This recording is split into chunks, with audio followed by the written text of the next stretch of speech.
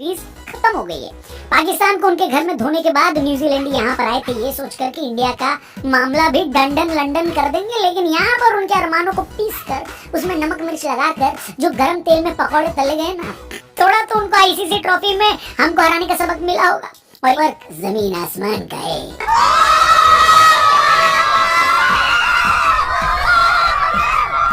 और ये जमीन आसमान का फर्क बनाते हैं हमारे बेहतरीन खिलाड़ी। इंडिया वर्सेस न्यूजीलैंड सीरीज में कुछ बेहतरीन प्रदर्शन देखने को मिले।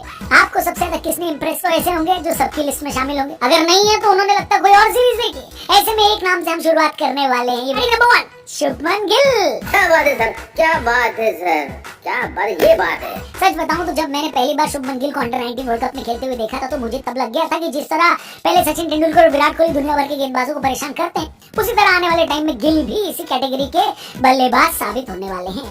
लेकिन इस सीरीज में गिल ने शायद अपनी भी एक्सपेक्टेशन को पार कर दिया होगा। दिसंबर में उनके बल्ले से टेस्ट में शतक आया था, जनवरी में उन्होंने वनडे में शतक लगाया, और सिर्फ शतक नहीं लगाया भाई साहब, 3 मैचों की सीरीज में एक डबल सेंचुरी और एक सेंचुरी मारी है। उसके बाद T20 सीरीज में भी उनके नाम एक सेंचुरी आ गई, वो भी सचिन तेंदुलकर के सामने। कहने का मतलब है कि शुभमन गिल अब कोई भी डाउट नहीं छोड़ रहे हैं इस बात में कि वो टीम इंडिया का फ्यूचर और बल्लेबाजी के आने वाले किंग हैं।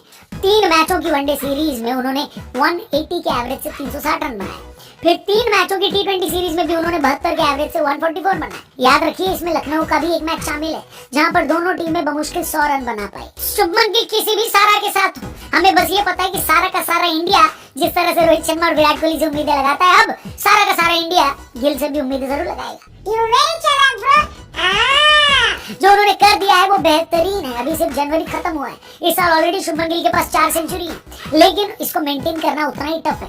टीम इंडिया और क्रिकेट फैंस को अब शुभमन गिल से बहुत उम्मीदें और उम्मीद करते हैं कि वो इन पर खरा उतरेंगे। खिलाड़ी नंबर 2 की बात करते हैं जिन्होंने न्यूजीलैंड के खिलाफ इस दौरे पर बढ़िया प्रदर्शन किया है, वो है मोहम्मद सिराज। कहने को तो सिराज ने सिर्फ वनडे सीरीज खेली, T20 में फिलहाल उनको रेस्ट दिया गया है, लेकिन उन्होंने सिर्फ 3 मैचों में ही खुलकर अपना जलवा दिखा दिया।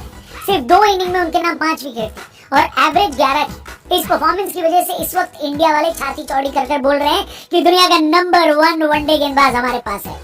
इस मुकाम तक पहुंचने के लिए सिराज ने बड़ी मेहनत करी है। ऑस्ट्रेलिया सीरीज से लेकर अभी तक अगर किसी खिलाड़ी में सबसे ज्यादा बदलाव देखने को आया है तो सिराज है। उन्होंने अपने परफॉर्मेंस से एक बात की गारंटी दे दी है कि बुमराह के आने के बाद भी इंडिया के सेकंड पेसर तो वही रहने वाले हैं। बाकी मोहम्मद शमी और शार्दुल ठाकुर वगैरह को वो मीलों पीछे छोड़ चुके हैं और इंडियन पिचों पर शानदार गेंदबाजी करने की वजह से आने वाले वर्ल्ड कप में उनसे उम्मीदें बहुत बढ़ गई हैं। खिलाड़ी नंबर 3 और मेरे फेवरेट यादव जी के लड़के कुलदीप।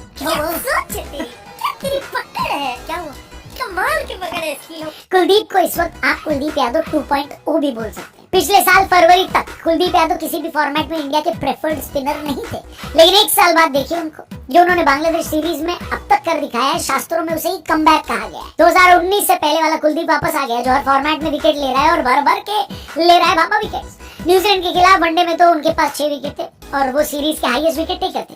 T20 में भी उनको 2 विकेट हासिल हुए, लेकिन यहाँ पर हाईलाइट उनका इकोनॉमी रेट था जो T20 में 6 से भी कम था। कुलदीप ने भी अपने प्रदर्शन से इंडियन क्रिकेट फैंस को काफी खुशी दी है, क्योंकि अभी बॉर्डर गावस्कर ट्रॉफी है और फिर वर्ल्ड चैंपियनशिप के बाद वर्ल्ड कप भी इंडिया में होना है, और इंडिया की पिचों पर स्पिनर कितने जरूरी होते हैं ये बात बताने की जरूरत नहीं है। हम कुलदीप भैया से मिलेंगे तो उनको नींबू मिर्ची दे देंगे, क्योंकि अब की बार उनको नजर नहीं लगनी चाहिए।